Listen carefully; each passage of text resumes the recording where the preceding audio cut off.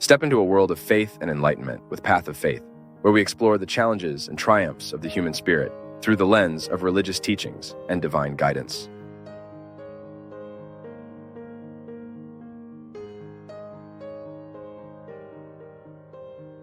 Our life is always this equation of who we are with who we would like to be. Also, a little bit of who we used to be. It's not possible to conjugate the present moment without the combination of all of this. And the conjugation of the future, that time we're not even sure we'll have, depends on the wise articulation of the past we've had with the present we have today.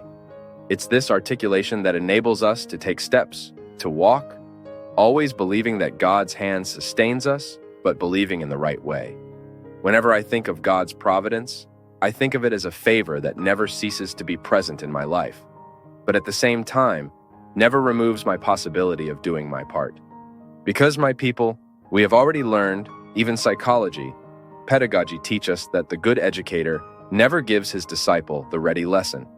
It would be a crime against the disciple to offer him the ready lesson. The master gives the certainty of his presence to remove any doubt, to be able to help, to dissolve what is hindering and harming learning. But at times, the disciple will have to live with his loneliness. The master remains silent and refuses to give the answer we so eagerly seek. Isn't that how life is? There are answers that only God can give us through his silence. That's also God's hand sustaining us. Because sometimes we have the illusion, and this is the result of naive vision. Unfortunately, religious discourse throughout our lives can give us naive visions that God will do everything for us, that God does this, that God does that. We have the right to believe in divine protection, but we are not relieved of the obligation to do our part, because it's a matter of wisdom, of maturity. The Father does this with the Son, the Mother does this with the Son. Love cannot make us think. The love that we know God has for us cannot make us think that He will do everything. I really like this expression. We only have the right to expect the impossible after we have done everything that was possible for us. So, yes, God protects us, but He also asks me to do my part in this protection. I pray to God for my life. I ask Him to give me health, but I need to do my part for that health to be a reality in my life, right? The care I have for myself is an expression of this part of mine, of the miracle I need to perform daily. So, sometimes I identify God's hand being present in my story, but not holding me as I think He does. Yes. Some forsakenness is too important in our human process. It would be very interesting if we learned this from the cradle, but unfortunately not, so it's never too late for us to learn. The unprotected feeling we sometimes feel in life is also God's hand, because those who love sometimes unprotect, so that you are exposed to what you need to live and experience alone. His presence always watching us, always guiding us, because that's very interesting. The more we grow, the more we mature in our experience with God, the greater our capacity to hear and understand His voice in our story. So, God protects me like this, even when He is distant. You know, it's not that He stays distant, it's that we feel that way because of life's situations. The context makes it difficult to perceive that intense presence in our lives. So, that moment of dismay, oh my God, it seems like I'm abandoned by the Lord. No, I'm not. This dismay is part of His protection in our life. Because those who love know very well that love also needs to go through the harsh experience of unprotectedness, because excess love unprotects. Isn't that how it works? When a person is excessively protected, in the end, in contrast to all of this, there is unprotectedness because that person cannot mature. So, they'll be forever naive, forever believing they are in a fairy tale, and life is not a fairy tale. So believing in God's protection doesn't give us the right to think that God will do everything for us, that He will walk for us. No.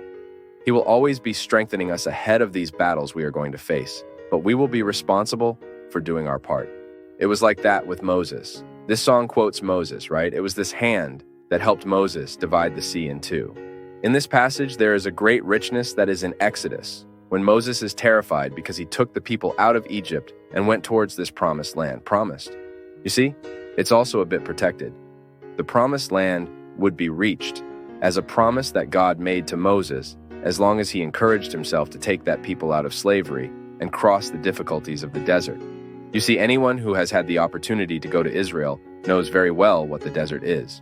You enter that desert to reach a place we don't know where it is, which is only in the heart of a man. As a promise, it's a great difficulty. And the people believed, followed Moses, began to experience the restrictions of the desert, hunger, began to miss the onions, because in Egypt they ate onions. In the time of slavery, onions were the main food. That's why sometimes we use the expression, "Don't keep crying over the onions of Egypt," isn't it? You must have heard that expression when someone advises you to stop lamenting the past. What is lamenting the onions of Egypt? It's saying, "Oh, I was a slave, but I had this food, I had onions to eat, and now I'm free, but I have nothing."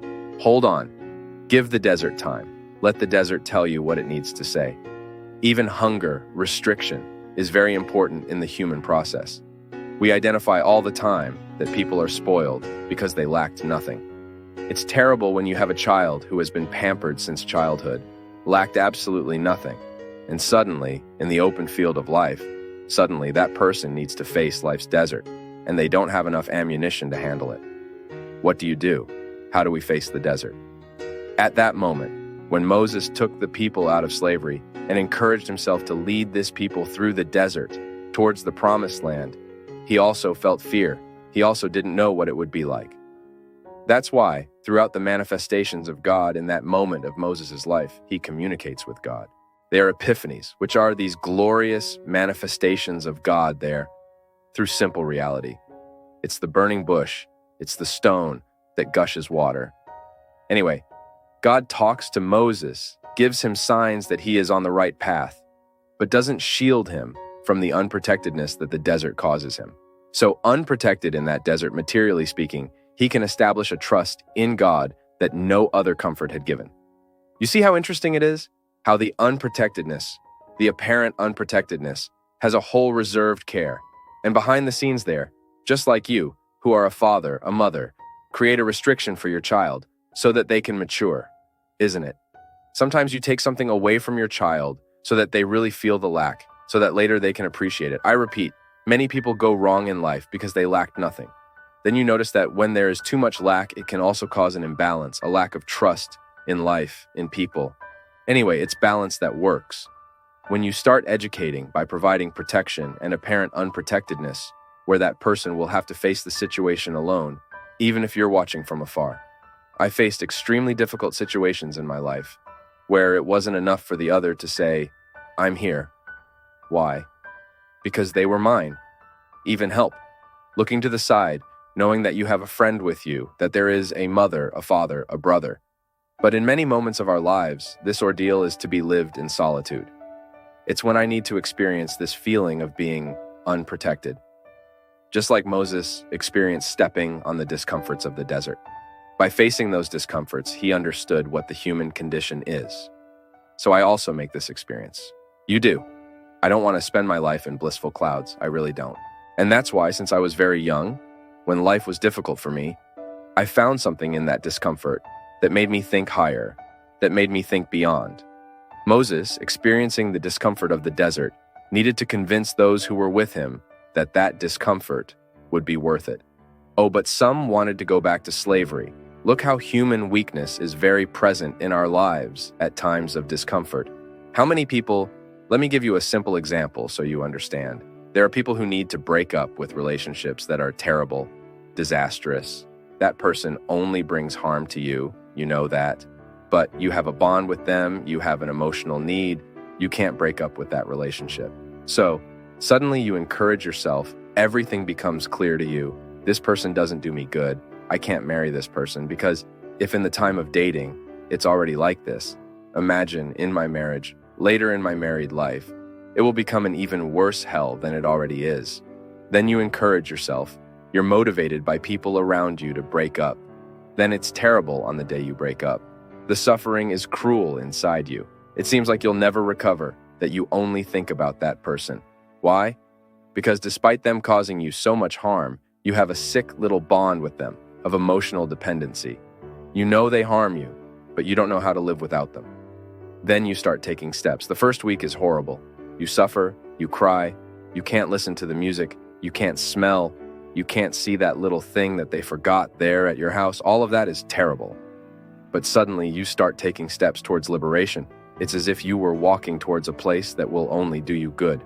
And a month later, that suffering gets better. 2 months later, that suffering gets better. And suddenly you're not even remembering anymore. Of course, there's still a silent bond there, being dismantled, because emotional dependency, it doesn't die overnight. It's like suffocating a cancer cell with chemotherapy, where you're removing the life from the cancer cell, which is the cell that kills us. Then let's say 3 months later, you meet that person again, and you have that famous relapse. There you go. The castle you were building, the ground you had walked, which had been so difficult, you throw away, and you go back to Egypt. You go back to slavery. You do the same thing that Moses' companions wanted to do, go back to eating the onions, go back to eating the rotten, spoiled food. Then you restart that relationship because it's sick, and you didn't maintain the necessary distance you should have kept.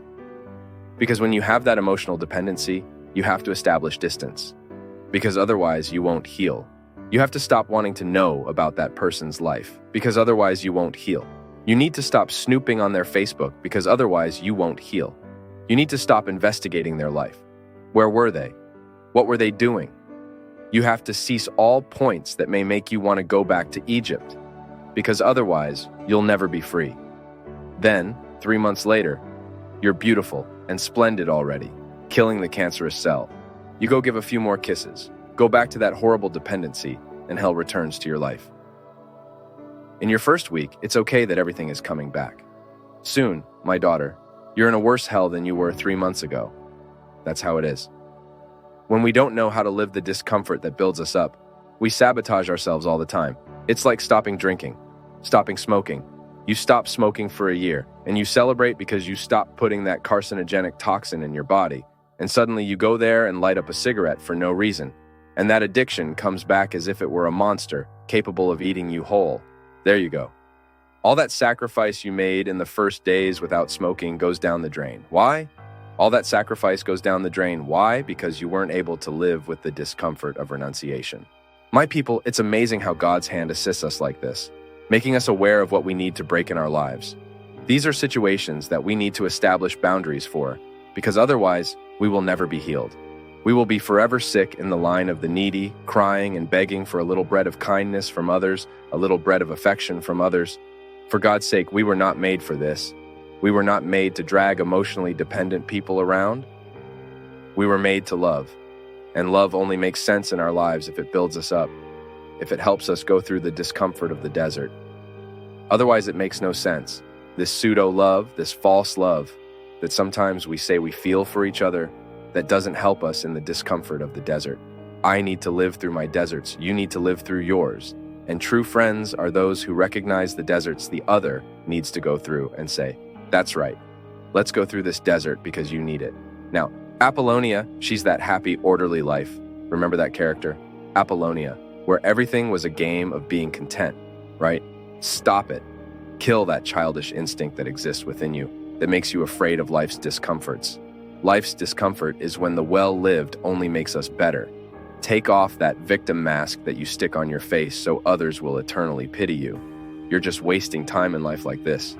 What nonsense. God holds our hand for us to be able to cross this desert. It's not to keep falling back and going back to eating the onions of Egypt because we felt sorry for ourselves, because we felt sorry for the other. No. The journey is forward. And there comes a moment when Moses stands before God and says, now you solve this situation because I don't know what else to do. They've already built a golden calf in the middle of the road. They've already caused trouble. They're already worshiping other things. So they're not even remembering that the Lord exists. They only don't go back because they're too far away. But they return in another way. They don't return geographically because they were already far from Egypt. They would die on the way. But they didn't return geographically, but they returned emotionally. Because sometimes we've already surpassed the territory of our physical slavery. I've already left prison, but the prison hasn't left me. That's how it works. I've already taken steps towards my freedom, but I haven't achieved my freedom. I haven't decreed the conquest of my freedom. So I remain emotionally attached to my past.